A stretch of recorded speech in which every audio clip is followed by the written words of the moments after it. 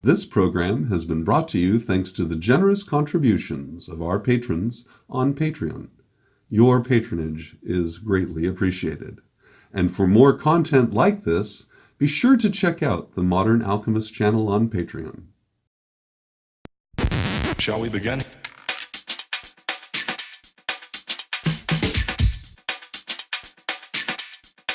Let's begin now. Greetings and welcome to the Modern Alchemist channel. I'm Aubrey Forrest, the Modern Alchemist, and this is the M.A.P, the Modern Alchemist Podcast. That's right, guys. We're back at it. We're going to be doing the M.A.P. Hopefully one a week if I can keep my schedule nice and tight and together, where we get together and we talk about all things esoteric, everything you can think about. Movies, television, screenplays, books, poems, whatever, ancient mythologies, science, and how it all pulls together into a singular concept, a singular narrative, and that's what the M.A.P is about. So when you think of the M.A.P and what's on the M.A.P, well, pretty much everything, right? As part of that, I provide on Patreon to the public just regular content that's, anyone can take a look at. And some of it is what I call homework for the Serious Student of Alchemy. And a component of that is where I'll take movies and videos that are, out there, and I'll identify, okay, this lecture is from this individual, and this is what they're talking about, and these are my feelings regarding the lecture, perhaps. And it's been from everything, from John Cleese talking about how to be creative, to Dave Talbot on Thunderbolt's project, talking about his process of how he came to an understanding first of the ancient narrative that is taught and told in our mythologies. Well, that's actually one of the episodes that we're going to talk about here. Keith, one of my patrons on Patreon, recently watched it and then encountered it again in the homework section, and he wrote this to me. He said, "So I watched this a few weeks ago, independent of your recommendation, and was left confused with some of the associations of the gods with planets, and tonight I read your comments saying you think that they are in error, which is what I felt too. So it leads me to the question, who to trust. I try not to get too caught up in the tin hat everything is a conspiracy movement, but I also find it hard to believe that such intelligent people can make what seem fairly straightforward errors. Twice this week, I've seen famous quotes from Voltaire, etc., saying basically all history is a lie, agreed upon, paraphrasing, and spent the week wondering if anything actually was true at all, including what seems so convincing with the electric universe. I was a physics student once upon a time and thought that was right for a short time too. Sorry for such a long question, but any help with this would be greatly received. And please don't take offense if I seem to question you in that who to trust statement. After all, I'm asking you for help, so showing trust in you." Well, thank you, Keith, for showing trust in me. This is a lot to unpack, and the reason I decided to just go for it and show all of this is because quite literally you are mirroring my own path. You're mirroring the steps that I walked through. Nobody who studies it, and this, by the way, this is the huge elephant in the room with regard to this topic. This is this enormous elephant in the room. And then for some reason or another, we talk around it all the time, even though we directly discuss things about it and it's in our face and it's part of our entertainment and we're made aware of it constantly. And that's the history part, which we'll get to. But all of it, the big giant elephant in the room is who do I trust, right? Whom do I trust amid all of this? Part of me wants to be glib and go, trust no one. And with regard to yourself, trust that guy only once or twice a week, But that's not helpful, right? That's not helpful. So who do you trust? Well, this actually is and has been a question of mine for a long time, because the question that pairs with that is, what is the incentive for anyone to do anything, right? It really has to be that way. What's your question? What is the incentive for people to do good work? So I can tell you for myself, for me, it's kind of built into my character. It's just as part of who I am. Psychologically, I am built to absorb information and then teach it. That's just like to develop it, to seek it, to learn about it. And then I get really excited and very happy when I can share this, because it's like, wow, this was great. It made me happy. Here you go. And so there are those of us out there for sure. I know I'm not alone in this, because a lot of what I've learned has been a product of what other people have been willing to share as well. And the thing is, though, is that and this would include for me, we all make mistakes. In fact, you ask and you say, how is it possible that such intelligent people can make what seem fairly straightforward errors? Well, I have made these very errors myself, which is the entire purpose behind why I have the review, revise, and refine section in my Patreon and here, where that's just a component, because I've realized, especially after going through a lot of my old lectures, and I've written about this, jokingly referring to George Lucas and the agony he must experience occasionally. It was like, oh, but the scene would have been so much better if we just stuck this stuff in the background. It would have really communicated the message of the desert or something, right? And then we get all the revised stuff. Well, that's a luxury he can take. I don't have quite the luxury of that. And so instead, I've been looking at my old stuff and going, okay, this stuff can wait for a while, but this other stuff really is important, so I'm going to fix it. And part of that has been, for instance, my understanding of the Horus histro-mythological archetype. So when the movie Gods of Egypt came out, because I didn't understand the historical mythological archetype that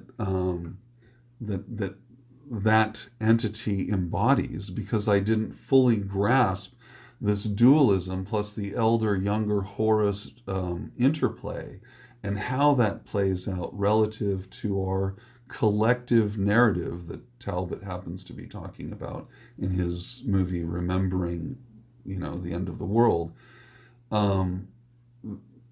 Because I didn't understand that, I didn't like the movie, and I criticized it for the Horus character sticking his blue eyeball, in what I thought was the wrong eye.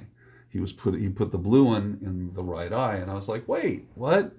Well, as a component of that, I'm going to clarify this. I've probably spoken to this at least once, but now I get to do it again. What we're seeing here is what I talked about on Patreon a few weeks ago in my Pirate Skulls and the Art of Combat video, where I talk about this reflection that can take place between two characters. And so one may have darkness on the left, and the other might have darkness on the right. And then you have to ask yourself, well, who am I looking at, and what's going on with that?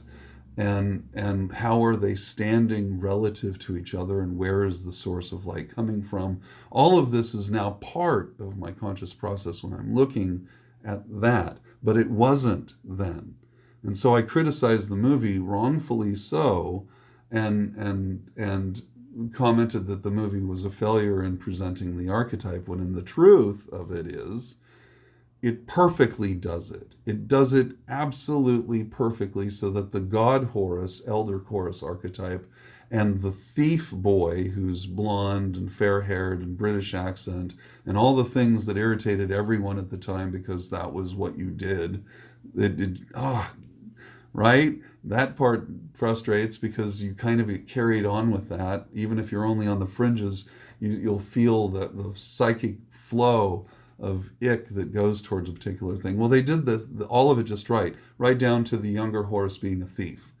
All of that perfectly nests into the astrohistorical archetypes when you understand them in the face of the actual narrative, and if you lay them upon the Kabbalistic tree of life and see them as presented as Geburah in Mars and Gedula in Jupiter. So when you see all that together, yeah, all of that made sense later. And I was like, wow, yeah, they did that right. But I was a reasonably intelligent person who made an absolutely straightforward error, and it was because I lacked sufficient esoteric understanding of a particular concept, which is actually key to breaking down and understanding everything else.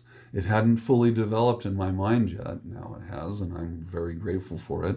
But this is something that is common. Now, when looking at videos like the Remembering the End of the World, you have to understand, at least this is my feeling, I don't know Dave Talbot personally, but based on what I'm watching, that he is not an esotericist, that he is a straightforward academic mythologist who suddenly is like, whoa, wait a second, what if, and very brilliantly so, what if this is not just them having fun making stories up?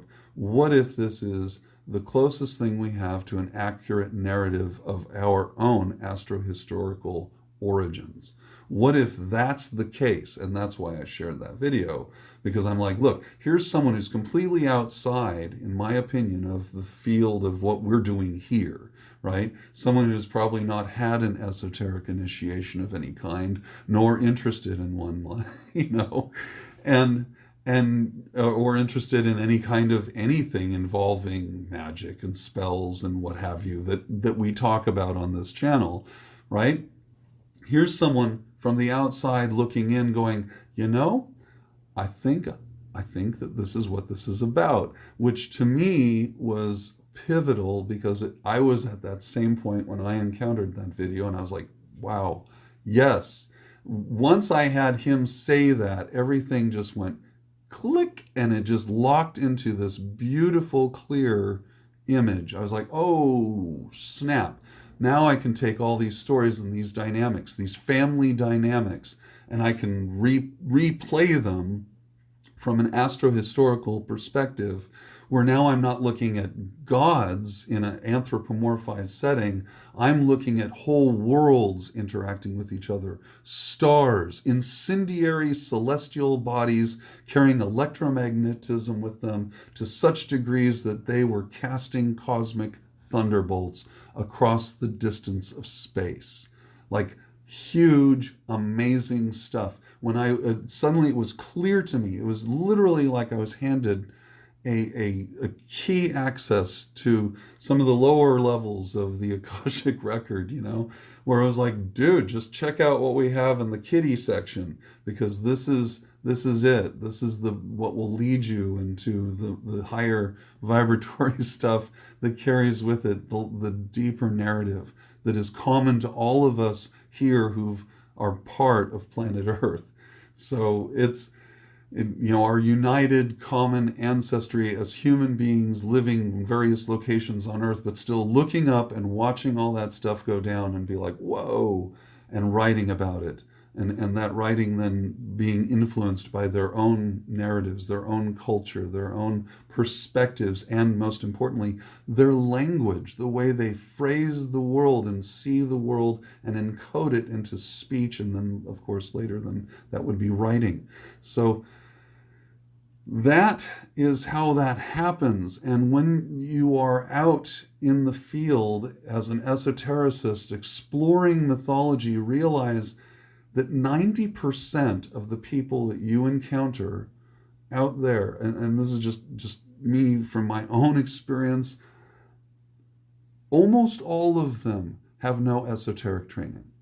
Almost all of them would be astonished at the idea that our ancestors were encoding a historical narrative within the mythologies using familial archetypal relationships to display the Hermetic principles of rhythm and vibration, cause and effect, gender, all of it encoded within these mythologies, and with an understanding of electric universe dynamics, all of it then works because electricity functions on those dynamic principles. We have an entire world that is illuminated with an understanding of that, not theoretical, but practical, which is why, if you want to know how the universe really works, talk to an electrical engineer, because these are the guys who are compensating for electromagnetic variability in the planetary environment. They already know that there's electromagnetic input coming in from alternative sources, and that they have to compensate for that by creating all sorts of stations and ways to continue to move that power to us.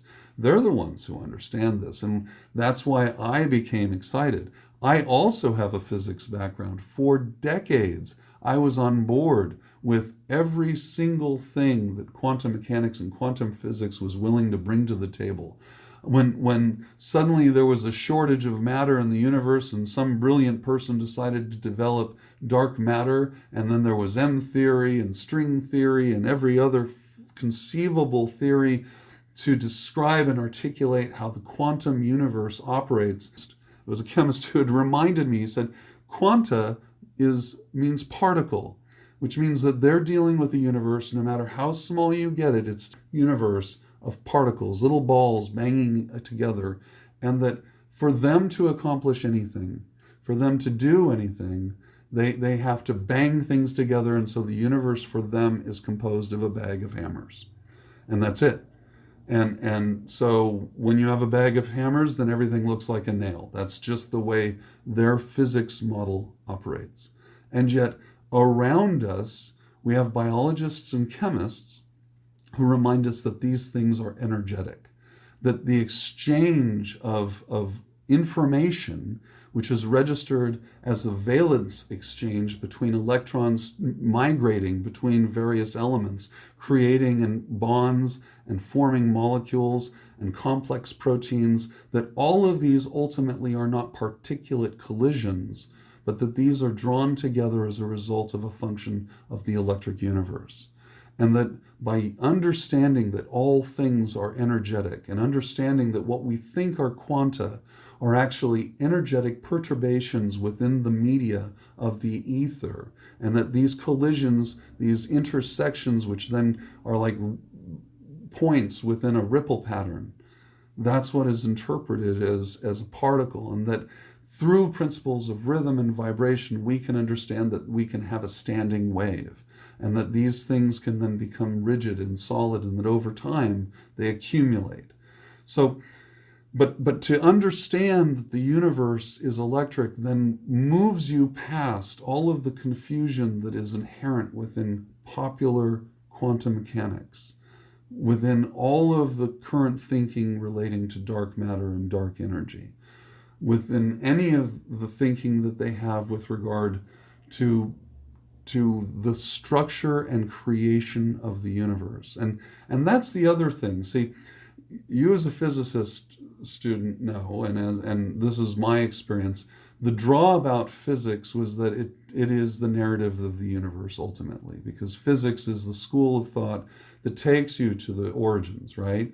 And you know, my criticism of Big Bang Theory is that the one thing that all of these scientists who claim to be completely non-theist requires a single miracle, which is that for some reason an infinitely eternal system became destabilized, resulting in the Big Bang, and then boom, we have us. And somehow or another they're able to dial that stuff down accurately to the nanosecond, but really historically we have no idea specifically what all of humanity was doing 1,000 years ago, let alone all the way to the dawn of time.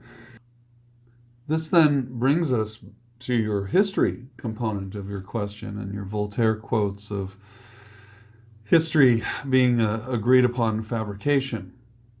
And in fact, we are presented with this particular idea constantly in works of fiction that are designed to mirror the real world, in which we just digest readily with no problem at all. We just kind of nod and go, yep, that makes sense.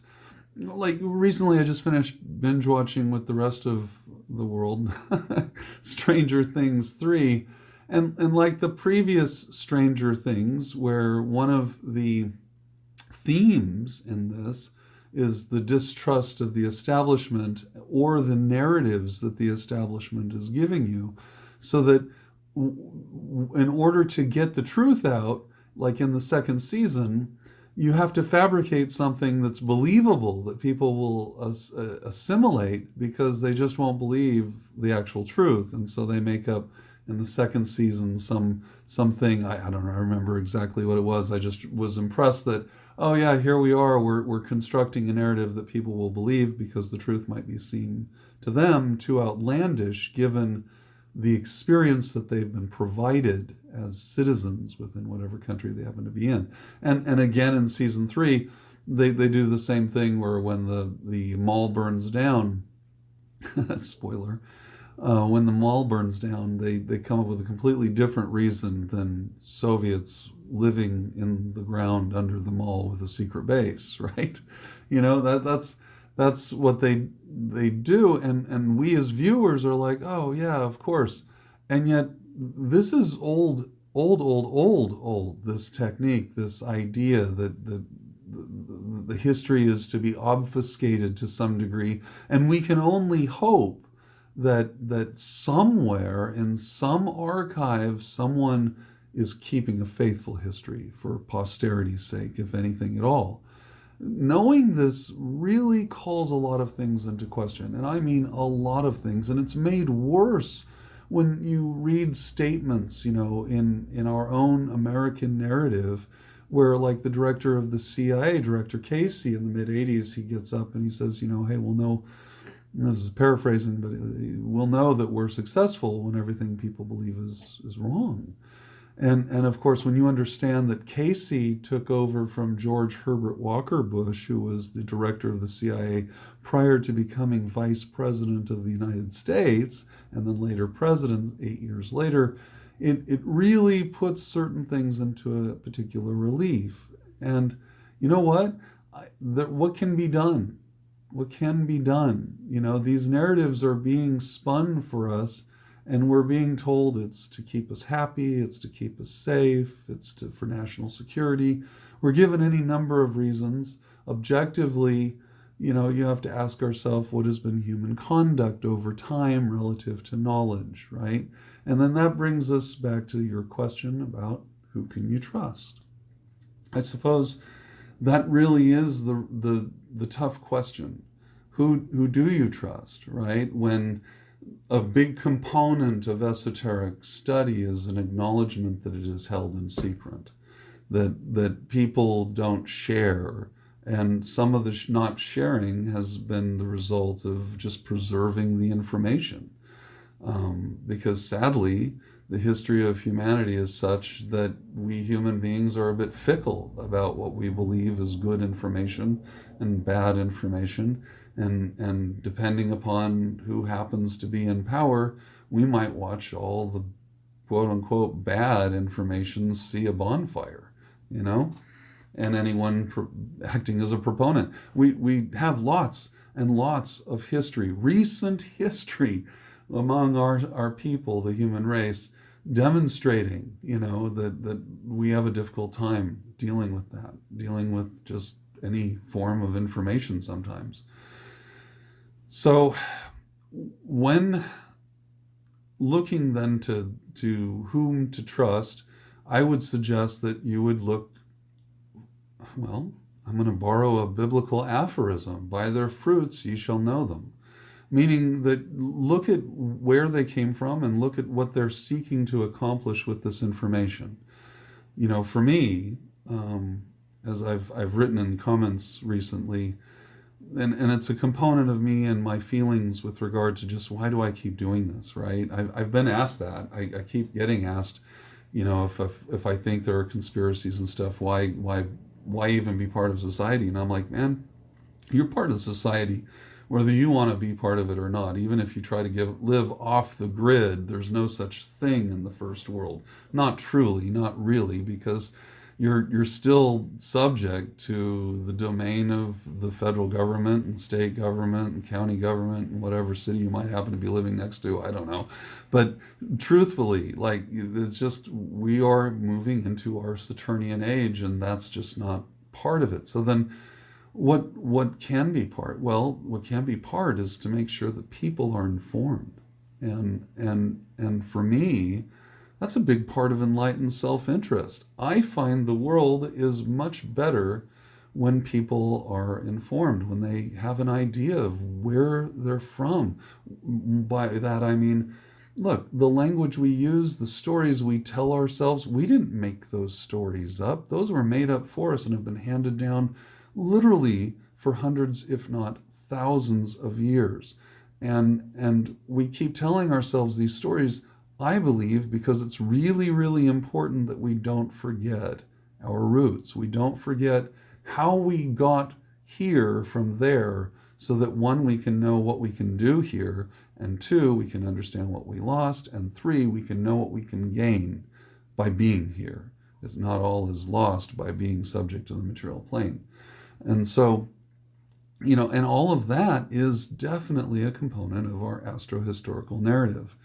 But to deduce all that, to understand all that, requires a particular paradigm, a particular perspective, a perspective that exceeds simply looking at a bunch of people who objectively appear by first world standards to be primitive, and recognize that these were people who were very sophisticated, very intelligent, people who were seeking to preserve something that was sacred to them, which was the sequence of events of gods, the things that they valued highest above all else, and an explanation not just to their children, but their children's children's children. What happened? And where did they all go? And why is it so empty in the sky? And what's all of this about? Because modern science and modern physics is at a loss to explain so much that we have evidence for. There's simply no explanation for the loss of megaflora, which is the giant-sized plants and which then supported giant-sized animals, the megafauna. There just isn't, other than an environmental shift, but everything is always driven from contemporary scientific understanding from Earth outward, when, if you follow electric universe physics, it's from the outside in. So those changes from an electric universe standpoint, they were the result of a change in stellar illumination, a shift that was so dramatic as to cause a complete environmental catastrophe for planet Earth. Because believe me, a 300-foot raise in sea levels is a catastrophe, causing massive extinctions across the entire face of the planet. And how did that happen? Well, there's no explanation from the inside out, but there's plenty of explanation from the outside in.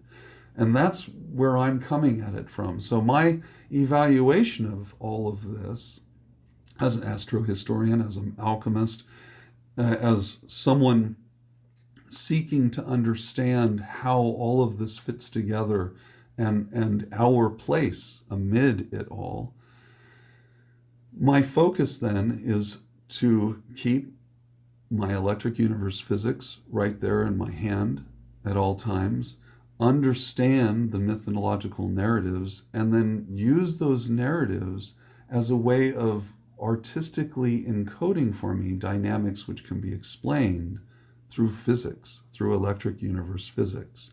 Dynamics then which are taught and have been taught, as far as I can tell, for as long as there has been teaching about this subject matter. The ancients looked upon all of this in the same way that we do, which is that all of this then is a product of consciousness. All of this is a product and an expression of energy, which can be seen as coherent thought. And we are participants in that milieu. And that our participation in it is such that we can draw upon an understanding that was established for us with the mythological record, so that we can then piece it together and literally remember the end of the world. The idea of remembering, right? It's to put together something that has been dismembered, something that has been broken apart. So when we think of the Osiris mythologies, he was dismembered, right, by his brother Set, and then remembered by Isis and Nephthys, put back together with the aid of those two. And that's what we do here. That's the process. It's a process of remembering by taking these pieces and putting them together. And for me, over the course of all of the time that I've been doing this, it's been so much like putting together a giant puzzle with like a million little pieces. And anyone who's ever done that, you know that what you do is you start just looking for the pieces that fit together and you put those together first. And so you'll have like a little cloud of something over here and another cloud of puzzle, pieces. That's what I always called them. They look like little clouds until they all come together into a picture. And so there's a little chunk of it over here that's assembled and a chunk over there. And it becomes incumbent upon you as the person seeking to assemble this to use your logic and reasoning and your understanding of the tools available to you, the tools presented, what I believe, in science, right? And this is both mundane science and esoteric science. Use those tools to help you decipher the language that is in front of you so that you can articulate what it is that you see that's going on and eventually put the whole image together. For me, I have a lot of it put together, but I don't have all of it put together. There are huge sections for me in my mind that still require assembly, and specifically these deal often with names associated with characters of a more modern date, and trying to see how those interpretations relate to older interpretations of similar named gods and goddesses. That's like one of the bones I chew on right now. And I chew on it all the time because it's presented to us all the time in our modern updated version of mythologies that we like to call superhero movies or spy action movies or any kind of television show that suddenly you see two characters paired together, and often one will wear blue consistently and the other red. One might be zany and the other very organized and precise. And in fact, I'm thinking of the show Psych, which does this masterfully, giving you a sense of the presentation of two different characters, and of course then leading your mind to think about what mythologies those might be speaking about, and then by moving your mind one step further, seeing if you can visualize within the content of your mind what that play would look like if it were worlds in collision, worlds slamming together and bouncing off each other electromagnetically. I hope that this answers your question, Keith, and anyone else who's had this question. It's a tough one. It really is. It's a tough question. Because it requires you to very humbly look at them and go, I'm not sure.